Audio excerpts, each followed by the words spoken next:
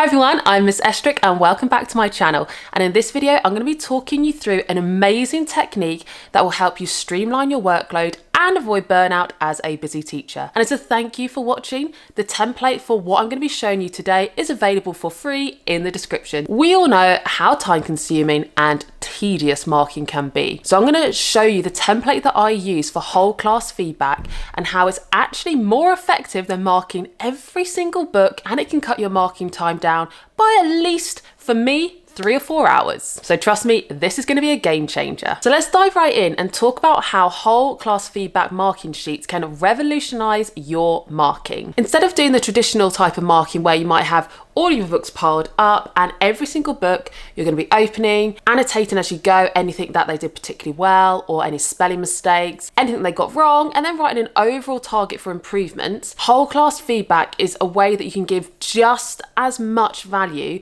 but without having to write the same remarks over and over again. So the way that this approach works instead is you would read through the work that you're assessing and you'd identify common themes. So things like, what on the whole has the class done well? Were there any common misconceptions, common mistakes, and was there like a selection of targets that most students were receiving? And once you've got that idea, probably just from reading the first 4 or 5, you then record that on the whole class feedback sheet. And this is where my template will come in handy, because you don't even need to create one, just use the one that I use. So let me show you this template that I keep talking about. So here's an example of how I use the whole class feedback sheets in my classroom.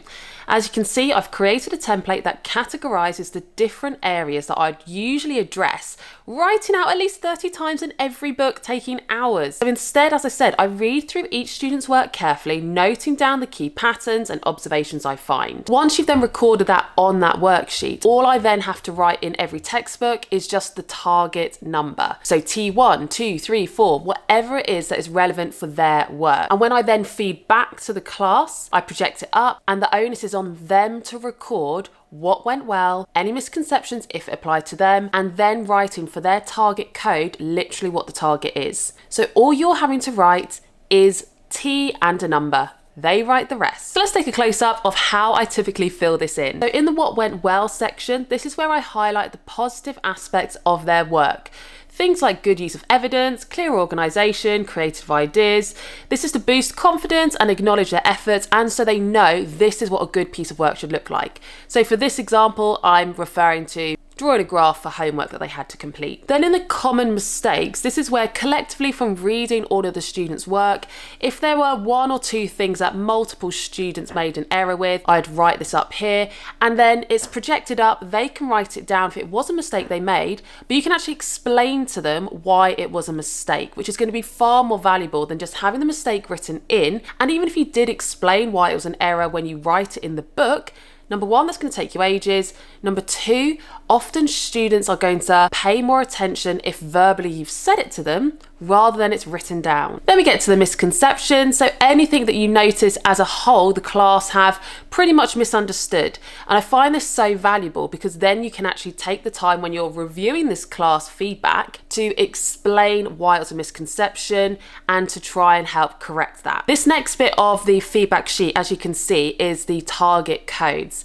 And I tend to add to this as I'm marking more and more of the books or reading through them, because you'll get new ideas of targets as you get onto each student. But generally, I never tend to have more than 5 different targets for an entire class, because it's usually the same 3 to 5 that are repeated between every student. The next 2 boxes are Spag and presentation. Now the Spag isn't always going to be relevant. So for example, this homework, they were drawing a graph and actually there weren't any spelling or grammatical errors that I needed to refer to. So that's why I've just said NA.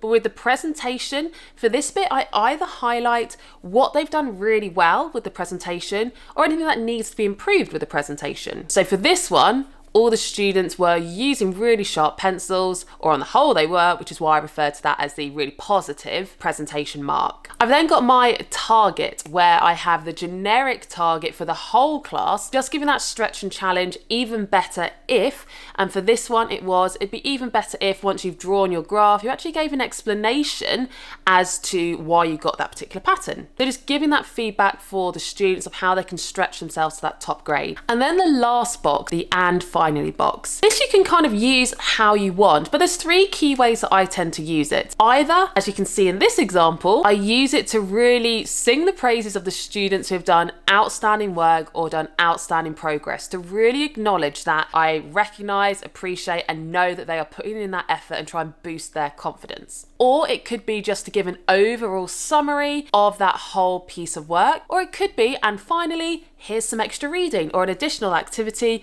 you might want to do for enrichment. And that works particularly well for A-level students, I find, who want to really stretch themselves to prepare for university. So that's how I actually complete the sheets. The way I feed this back then to the class is I take a few minutes during the class, usually at the start of the lesson, just to talk them through everything on that feedback sheet, talk them through the targets, emphasising the importance of self-improvement and how each student can work towards achieving their targets. It also opens up opportunities for peer support and collaboration, as students can share strategies and help each other grow. And I really like that it puts the emphasis on them becoming more independent with their learning and progress, because they have to write down that target, which you could get them to do in a different colour pen so it stands out compared to what you've written. So this method really empowers students to take ownership of their learning. By sharing this collective feedback, they become active participants in the marking and the improvement of their ongoing work. So basically, these whole class feedback sheets, for me, I've found they really reduce my marking load. So they've helped streamline all of my marking. They've helped therefore prevent burnout, and actually I found that this feedback has proven to be more valuable to students. Rather than me writing it and then taking a glance at the grade and ignoring the rest, they actually listen to what I'm saying at the start, write it down, and they are becoming more independent because they're taking ownership of it. So let me know your thoughts. Maybe you've been doing this already and you've got some ideas of what works well that you could share. But if you've never tried this before, then definitely download that free template that I've got in the description, give it a go, and just see how it will revolutionize your marking and free up so much more time. Don't forget to click that subscribe button, because I'm here every week giving you teaching tips and strategies to help streamline your work, avoid burnout, and just to share the different ways that I teach biology.